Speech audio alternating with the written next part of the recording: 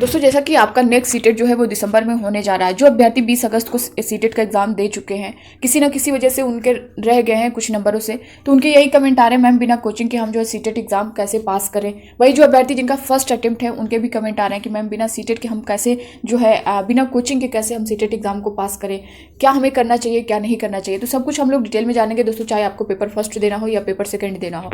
तो बने रहिएगा वीडियो के लास्ट तक बिना स्किप कर। दोस्तों नए हो चैनल पर सब्सक्राइब कर लीजिएगा, बेल आइकन को प्रेस कर लीजिएगा ताकि इसी तरह की ऑथेंटिक अपडेट आपको टाइम पर मिलती रहे। सबसे पहले हम लोग बात करेंगे दोस्तों, जैसा कि आपका जो सीटेट का एग्जाम है नेक्स्ट सीटेट, वो दिसंबर जनवरी तक होने के पूरे चांस हैं। इसके बारे में मैंने आप सभी को डिटेल में बता भी दिया है कि आपका जो एग्जाम है वो दिसंबर या जनवरी में हो जाएगा। और वहीं पे अगर आप देखें जो आपका 20 अगस्त का एग्जाम हुआ है, 20 अगस्त के एग्जाम में बहुत से अभ्यर्थी जो है किसी का 1 नंबर से किसी का 2 नंबर से इस तरह से रह गया है। तो इनका तो मान लीजिए छोड़ दीजिए, जिनका फर्स्ट अटेम्प्ट है अब इनको कहीं ना कहीं आइडिया हो गया है कि हमें जो है आगे क्या करना है, क्या इंप्रूवमेंट करना है, किस तरह से स्टडी करनी है। जिनका फर्स्ट अटेम्प्ट है उनको बिल्कुल भी नहीं पता है सारी चीज़ें कि हमें किस तरह से तैयारी करनी है, क्या करना है।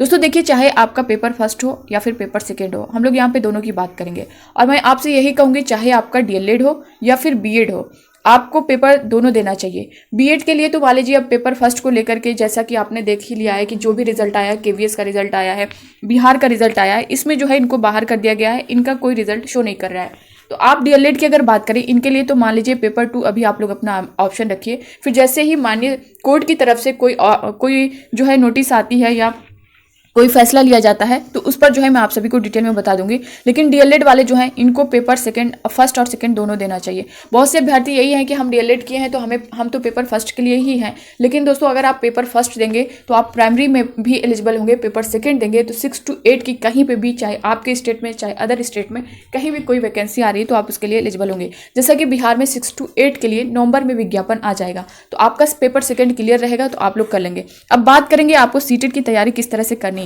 दोस्तों देखिए, पेपर फर्स्ट की अगर बात करें तो आप दोनों में सब्जेक्ट लगभग सेम ही है।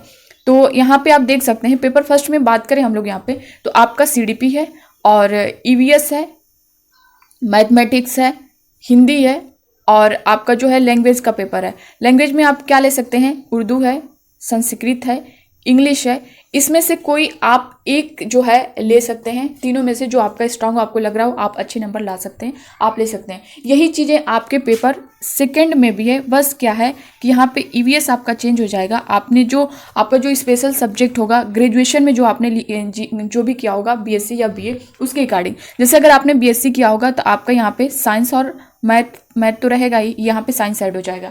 बाकी जो अभ्यर्थी आर्ट्स से होंगे यानी जिन्होंने बीए किया होगा उनका यहाँ पे एसएसटी रहेगा। बस यही चीज़ें एक्स्ट्रा हैं। बाकी ये सभी सीडीपी आपको सेम, आप सिलेबस मैच करिएगा। मैंने सिलेबस आपको पेपर फर्स्ट और सेकंड दोनों का शेयर किया है तो आप लोग देख सकते हैं सब कुछ सेम है आपका। बस मैथ का लेवल 6 to 8 का थोड़ा सा लेवल उसका हाई हो जाएगा। बाकी ये सब्जेक्ट जो है अलग है, आपको ये अलग से पढ़ना है। अब ये किस तरह से, बाकी लैंग्वेज भी आपका वही है, हिंदी भी वही है, सब कुछ वही है। बस जो है क्वेश्चन का लेवल 6 to 8 का थोड़ा सा, अब जाहिर सी बात है 1 से 5 का लेवल और 6 to 8 का लेवल थोड़ा सा तो चेंज होगा ही। सिलेबस वही रहेगा, बस आपके क्वेश्चन का लेवल थोड़ा सा एक्स्ट्रा रहेगा। ये सारी चीज़ें मैंने अब थोड़ी थोड़ी जो है एक तरह से सिलेबस से रिलेटेड भी सब कुछ बता दिया। अब आपके मन में ये कहीं ना कहीं ये आ रहा है कि मैम हम कौन सी बुक पढ़ें और किस तरह से हम तैयारी करें। तो दोस्तों देखिए, बुक के लिए मैं बहुत ज़्यादा वो नहीं करूँगी कि आप ये बुक पढ़िए वो बुक पढ़िए, क्योंकि आपने डीएलएड किया है, बीएड किया है, तो आपने जो 2 साल पढ़ाई की है अपनी ना, वो समझ लीजिए यही है जो ट्रेनिंग में आपने सब कुछ पढ़ा है, लिखा है, सब कुछ यहाँ पे वही मिलने वाला है, वही सारी चीज़ें हैं। तो अगर आप उसको पढ़ सकते हैं फिर से वापस से या रिवाइज कर सकते हैं, या आपके माइंड में है, आपने नोट्स बनाए हैं, तो आप उससे भी पढ़ सकते हैं अगर आपने बीएड या फिर डीएलएड किया है। तो यहाँ पे वो चीज़ें हैं। दूसरी बात दोस्तों, आपका मेन इंपॉर्टेंट क्या है, मैं इसके लिए बुक अगर बताती हूँ तो पेपर फर्स्ट में आपका मैथ और ईवीएस, इसमें जो पेपर फर्स्ट की बात करूँ तो आप 3rd to 5th की एनसीईआरटी आप देख सकते हैं। देख क्या सकते हैं दोस्तों, बहुत इंपॉर्टेंट है। आपका जो ईवीएस है वो टोटल यहीं से 3rd to 5th की एनसीईआरटी से पूछता है। तो यहाँ पे अगर आप ये क्लियर कर लेंगे, बाकी सब मैं करवा ही रही हूँ दोस्तों, एनसीईआरटी की बुक से मैं सब कुछ करवा रही हूँ। आप लोग क्लास डेली देखिए। उसके बाद जो है हम लोग हर संडे को प्रैक्टिस भी कर रहे हैं, प्रीवियस ईयर क्वेश्चन को भी कर रहे हैं। आप इस तरह से करते रहेंगे तो 1-2 महीने में आपको सभी पैटर्न, सारी चीज़ें सब कुछ समझ में आ जाएंगी। दूसरा जो आपका जो पेपर सेकंड के लिए है दोस्तों, वो आपका है जो साइंस या एसएसटी है।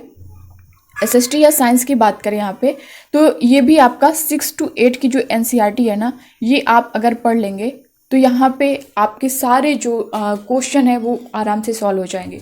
तो मैं एनसीईआरटी को ही बोलूँगी, और दोस्तों मैं एनसीईआरटी आपको करवाऊँगी भी, और ईवीएस का मैं स्टार्ट कर रही हूँ। तो आप लोग जो है डेली देखिए, और उससे रिलेटेड जितने क्वेश्चन है मैं उसको बताते भी चल रही हूँ। जैसा कि पिछला आपने 20 अगस्त का अगर एग्ज़ाम, जो अभ्यर्थी पहले से जुड़े हैं उनको पता होगा, तो आप लोग को 3rd to 5th NCERT follow करनी है ईवीएस और मैथ के लिए। वहीं एसएसटी मैथ में क्या है कि दोस्तों आपका जो पेडागोजी का है ये सारे पोर्शन क्लियर हो जाएंगे।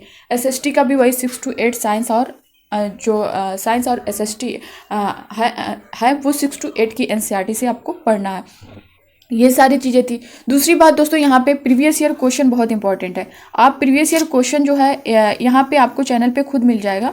PYQ जो है मैं आपको पिछला भी करवाई हूँ, जो ऑनलाइन एग्जाम हुआ था 2021 में, दिसंबर 2022 में, इसका मैंने करवाया। आप चाहे तो प्लेलिस्ट में जा करके सभी सीरियल वाइज को देख सकते हैं। और अगर आप कहेंगे तो मैं फिर से जो इससे पहले के ऑफलाइन एग्जाम हुए हैं वो सारे क्वेश्चन मैं करवा दूंगी। और दूसरी बात दोस्तों, यहाँ पे ये बहुत इंपॉर्टेंट है, अगर आप प्रीवियस ईयर क्वेश्चन सिर्फ लगा लेंगे ना, आप कोई बुक नहीं पढ़ेंगे, सिर्फ प्रीवियस ईयर क्वेश्चन को सॉल्व कर लेंगे, तब भी आप जो है क्वालिफाई आराम से कर लेंगे। लेकिन आपको वही है कि अच्छे से चीज़ों को जानकारी होनी चाहिए, पैटर्न समझना चाहिए। जैसा कि दोस्तों सीडीपी की क्लास जो है मैं दे रही हूँ, वो सीटेट पेपर फर्स्ट और सेकंड दोनों के लिए। तो वो टॉपिक वाइज आपने देखा होगा, जो लोग नहीं देखें आप लोग प्लेलिस्ट में जाकर के देख लीजिएगा, सीरियल वाइज सारा क्लास है।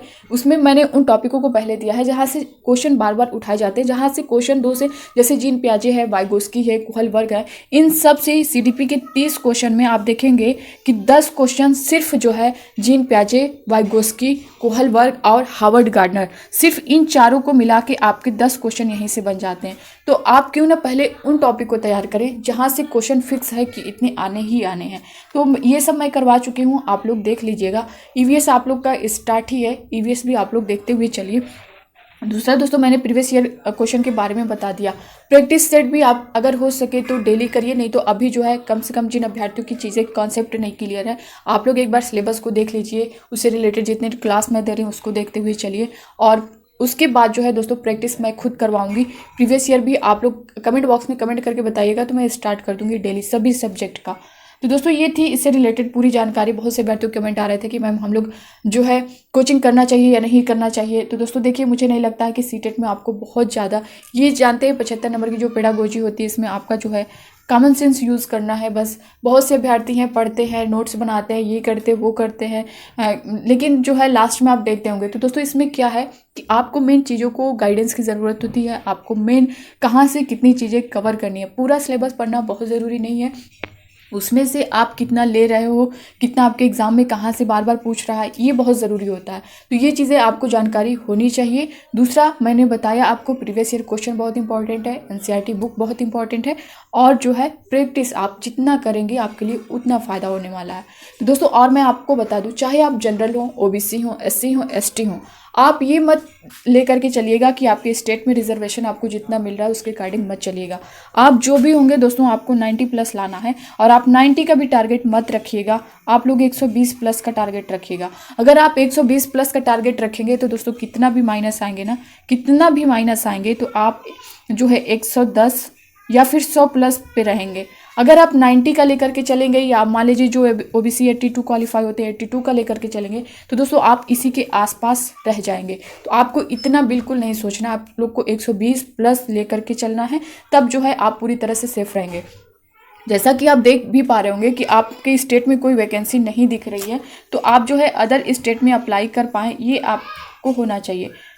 तो आप अदर स्टेट के लिए आपका यही है कि आपका 90 प्लस होना चाहिए, चाहे आप मेल हो या फिर फीमेल हो, ठीक है।